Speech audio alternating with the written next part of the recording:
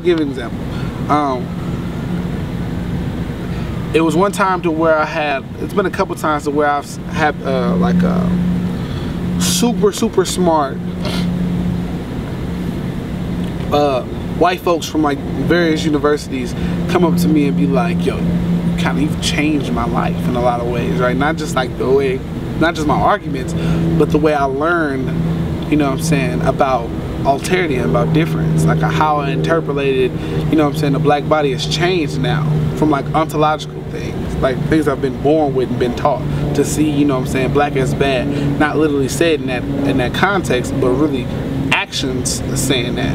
And they see those things and they're like, oh my God, like I didn't know it was like that. Like all the people I seen that look like Rashid, you know what I'm saying, on the block, I just associate them with criminals. Like they obviously can't have anything intellectual to say.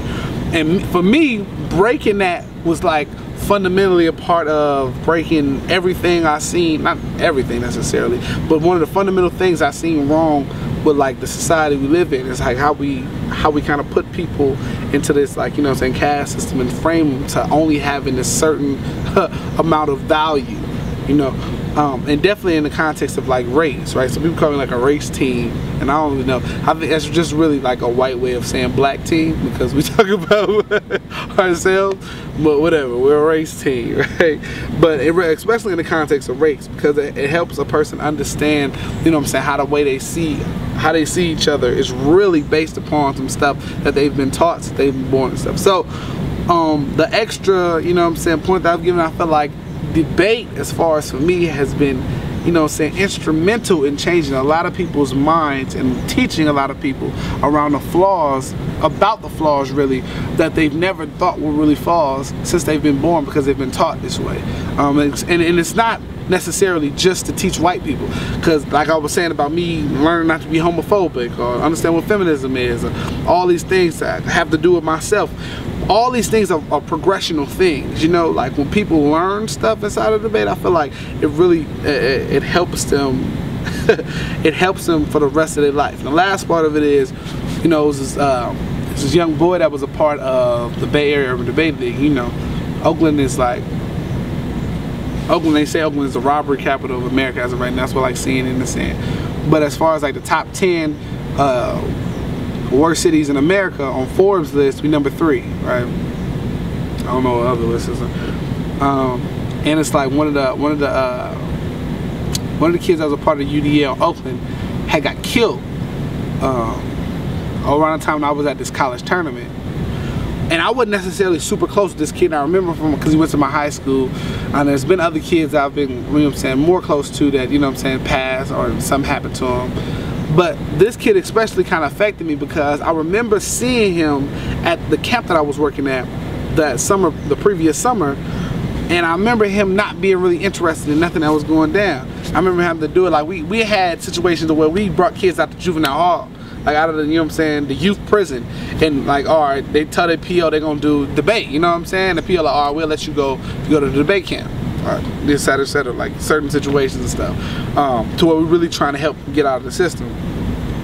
And I just remember like thinking the whole time, like how, like what could I have done to make this seem accessible or even attractive for him? You know what I'm saying? Because in my mind I'm like, man, if he was somewhere doing something that had to do with this, he wouldn't have been wherever he was at that got him shot or something like that. I just kept doing that scenario, and of course all those things are inevitable. I can get shot anytime, you know what I'm saying, being in whatever city doing debate, you know what I'm saying, being at college, whatever.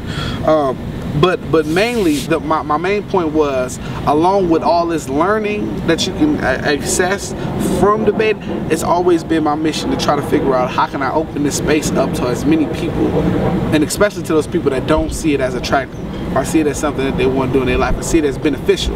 I swear every class I go to at a hood high school in Oakland and stuff, or like in San Francisco, around there, I start telling them around, I say debate, and they face be like, the hell is this? It's about to be this boring lecture, right?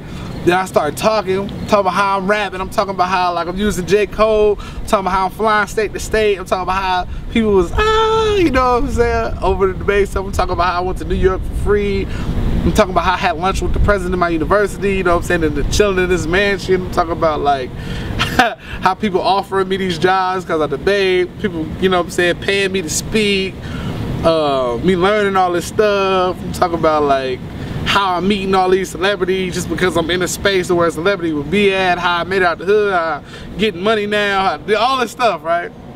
And they changed, their face changed, like, oh, this ain't just debate, this is a life investment, you know what I'm saying? And that's really how I want people to see it, because I mean, when I first heard somebody said debate, I felt like I was doing homework. I felt like I was doing homework on the weekend. Like, dang, like, you know what I'm saying?